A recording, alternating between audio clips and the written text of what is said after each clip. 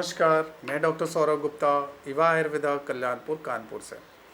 आज हम बात करेंगे शुक्राणुओं की कमी, ओलिगोस्पर्मिया। सामान्य तौर पे शुक्राणुओं की जो संख्या है वो 15 मिलियन से अधिक होनी चाहिए किसी भी मनुष्य में।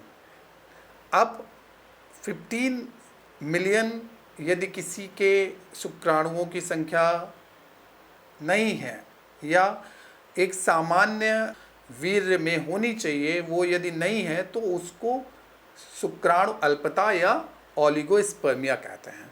अब इसके बहुत सारे कॉजेज़ होते हैं।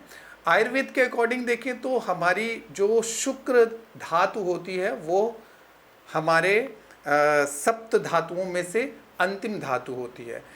ये हमारे जो आहार हम ग्रहण करते हैं उसमें से रस जो निकलता है उससे रस बनता है। इसी तरह से हमारी सातों धातुएं बनती हैं और अंतिम में शुक्र का निर्माण होता है। मतलब जो हम आहार ग्रहण करते हैं उसका बहुत ही सूक्ष्मांश होता है शुक्र धातु।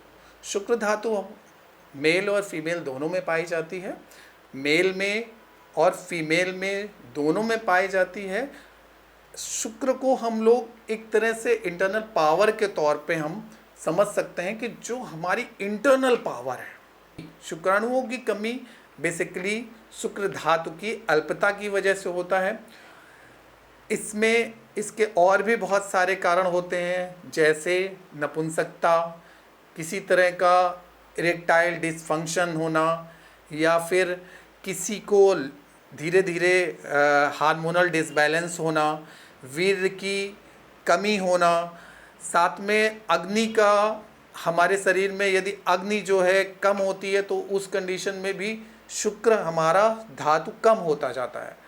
तो इसी तरह से और भी बहुत सारे कारण होते हैं, जैसे हम बहुत ज़्यादा एक्सेसिव एक्सरसाइज करें, बहुत ज़्यादा अल्कोहल इंटेक लें, बहुत ज़्यादा स्मोकिंग करने वाले, बहुत ज़्यादा मानसिक तनाव जो लगते हैं, जैसे बहुत सारे लोग बहुत ज़्यादा मैथुन करते हैं, या बहुत ज़्यादा ब्रह्मचर्य पालन से भी हमारा शुक्र का ह्रास होता है।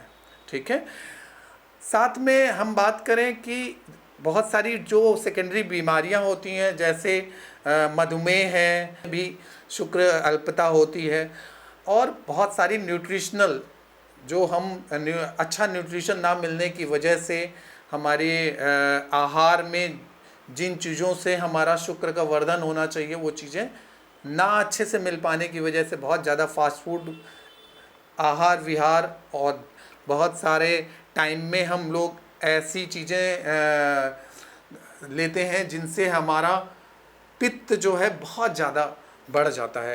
अब बात करें कि क्या हम इसके लिए खाएं और क्या हम इसके लिए औषधि ले सकते हैं। तो बात करें, हम दूध ले सकते हैं, घी मक्खन ले सकते हैं, शतावरी ले सकते हैं, अश्वगंधा, ये सारी चीज़ें, साथ में मूसली, कौच, ये सारे जो है औषधियाँ हैं जो सामान्य तौर पे हम लोग यूज कर सकते हैं। औषधि योग भी कुछ हम प्रयोग करते हैं शुक्रवर्धन के लिए, जैसे कपिकच्छु के बीज होते हैं, शिलाजीत है, साथ में सफ़ेद मूसली, साथ में हम लोग अश्वगंधा चूर्ण, अवले, ये सारी चीज़ें यूज कर सकते हैं। विदारी कंद, सफ़ेद मूसली, ये इन चीज़ों का हम लोग प्रयोग करते हैं। बहुत अच्छा रिजल्ट है आयुर्वेद में शुक्रवर्धन के लिए। हम लोग बहुत अच्छी मेडिसिन्स हैं जिनके द्वारा हम लोग आयुर्वेद में शुक्र का वर्धन करते हैं। और साथ में कई बार बहुत सारे पेशेंट होते हैं जिनमें बहुत ज़्यादा दोष प्रकोपित होते हैं, तो उस स्थिति में उनको पंचकर्म की आवश्यकता पड़ती है, बॉडी डिटॉक्सिफिकेशन की आवश्यकता पड़ती है।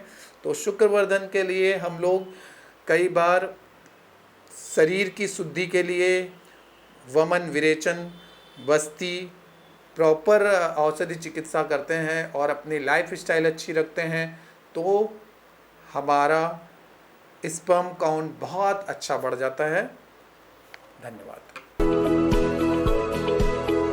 लाइक करें, सब्सक्राइब करें और क्लिक करें बेल आइकन।